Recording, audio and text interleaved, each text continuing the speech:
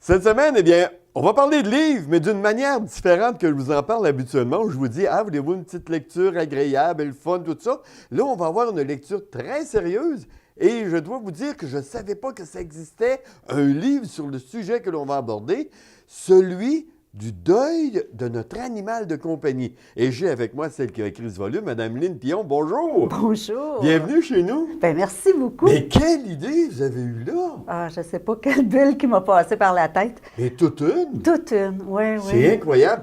C'est un fait. Écoutez, dernièrement, j'ai vécu personnellement avec une amie qui a eu son animal de compagnie qui a eu une bonne blessure.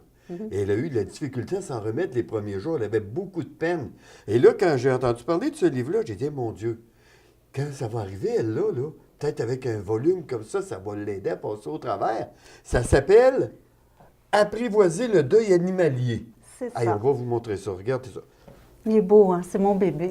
C'est votre bébé. Mais écoutez, on envoie des bébés à l'arrière, des petits oiseaux, des chevaux, des poissons, des chats, bien sûr. Et vous, avec, j'imagine, c'est votre animal de compagnie? Oui, c'est mon petit école. Écoutez, c'est un fait. Et lorsqu'on s'arrête à tout ça, pour des personnes qui sont seules, c'est pour d'aucuns la seule personne qui est près d'eux. C'est une personne à 2 pattes ou à 4 pattes, dépendamment d'un oiseau, peu importe. Parce que l'animal qui nous tient compagnie, c'est notre petit oiseau qui vient sur notre doigt tous les jours. Quand il n'est plus là pour venir sur notre doigt, ça nous manque. Ah oui, puis il y en a qui sont plus gros, qui viennent se faire câliner dans notre cou. J'en ai eu ça aussi, oui. Comment est-ce qu'on développe tout ça là, pour apprivoiser tout ça?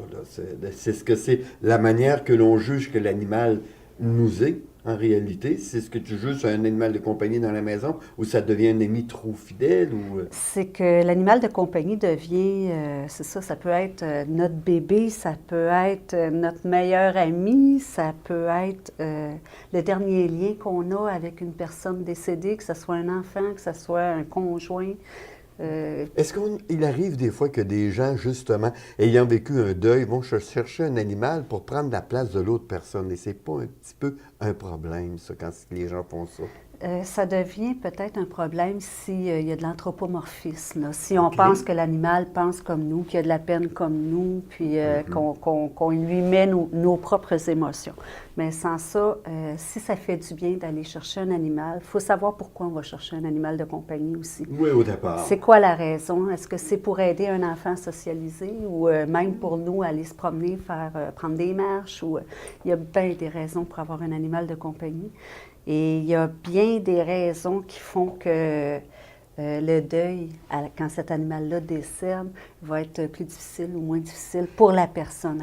Justement, le deuil de l'animal, est-ce que la façon dont l'animal part, c'est-à-dire une perte subite ou une longue maladie, est-ce que ça l'interfère dans les réactions des gens?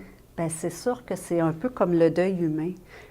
Quand quelqu'un décède accidentellement ou quand quelqu'un décède suite à une maladie, il y a une différence, entre autres dans le choc, entre autres dans la façon d'appréhender le deuil qui s'en vient ou de commencer à se faire à l'idée que la personne va décéder. Bien, avec un animal, c'est la même chose. Okay. C'est un choc, c'est traumatisant quand l'animal sort puis il se fait frapper. Ou ça peut être un choc aussi, c'est autrement parce qu'il y a beaucoup de culpabilité qui se retrouve dans le deuil animalier. Ah, j'aurais donc dû. J'aurais donc dû, ou j'ai le pouvoir de choisir de sa vie ou pas. Okay. Pour X raisons, quand on fait l'euthanasie. Est-ce que l'euthanasie, justement, est la forme la plus difficile ou c'est la mort subite de l'animal. Parce que l'euthanasie, on se rend coupable vraiment du décès. On dit là, il est mort parce que là, j'ai décidé que On c'était se rend là. coupable. C'est une façon de... Ça dépend comment on approche l'euthanasie. L'approche est... L'approche est très importante, puis ça, votre vétérinaire Est-ce va que vous dans aider votre aussi. volume, on retrouve des façons de penser ou de ces approches différentes? Oui, bien, il y a des pistes. Il y a des différentes pistes. pistes pour en parler en famille aussi. On en parle. Est-ce qu'on en parle ou on n'en parle pas avec les enfants? Garder ça pour soi, c'est pas bon. C'est pas très bon. Ah, C'est crime, plus vous avez dit, difficile. j'aime ça. Ben oui, regardez, on n'y pense pas. Que, Ouais. En réalité, c'est un peu comme une maladie dans la famille. Si on garde ça pour nous, ben, on prend presque la maladie de l'autre sur nos épaules.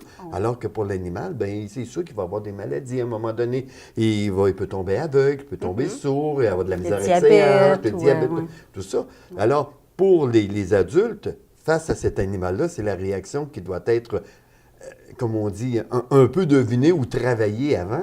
Oui, puis comme je dirais, des fois, là, on n'a pas le choix de faire euthanasie, puis les gens se sentent énormément coupables, mais des fois, c'est parce qu'on n'a pas l'argent, c'est parce qu'on n'a pas le temps, c'est parce qu'on ne peut pas investir temps et argent. Des fois, c'est les deux. Oui.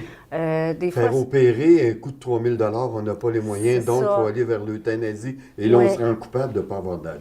en oui, réalité. ou même des fois, l'animal, suite à une longue maladie, il y a des gens qui vont investir beaucoup d'argent, puis qu'à un moment donné, ben l'animal, il décède, puis ils se sentent coupables parce que là, ils se disent « Oh mon Dieu, mais je me sens libéré. Être libéré, les gens se sentent coupables de ça, mais l'animal est aussi libéré parce qu'il ne filait pas. Exactement. Là. Mais c'est la même chose qui peut arriver dans le deuil, Il y a- pour les humains aussi. là. On a Élise Coutu, qui est vétérinaire Oui. ici, qui vient nous faire des petites chroniques, qui a écrit d'ailleurs dans votre volume. Oui, elle a signé la préface. Ben oui. Écoutez, Mme Pillon, apprivoiser le deuil animalier. Écoutez, je le recommande vraiment, tous ceux qui ont un animal de compagnie. Mhm. Puis ceux qui n'en ont pas, ça peut permettre de comprendre ce lien-là. Ben Ouais. oui, c'est pas obligatoire d'avoir un animal, justement. C'est une lecture qui va amener des réponses à bien des choses, ou encore qui va vous amener à vous poser des questions, et ce sont de bonnes questions à se poser. Avant de vous quitter, Mme Pillon, à quel endroit on doit aller pour avoir votre volume? Il est disponible dans toutes les bonnes librairies du Québec, je dirais. Dans toutes les librairies, la plupart. Puis s'ils ne l'ont pas, vous le demandez. Dans les bibliothèques et dans la région, à Sainte-Marie, à l'animalerie, il va être disponible. Et au Scott Town Café aussi, à Scott. Beaucoup de succès, madame. Merci beaucoup.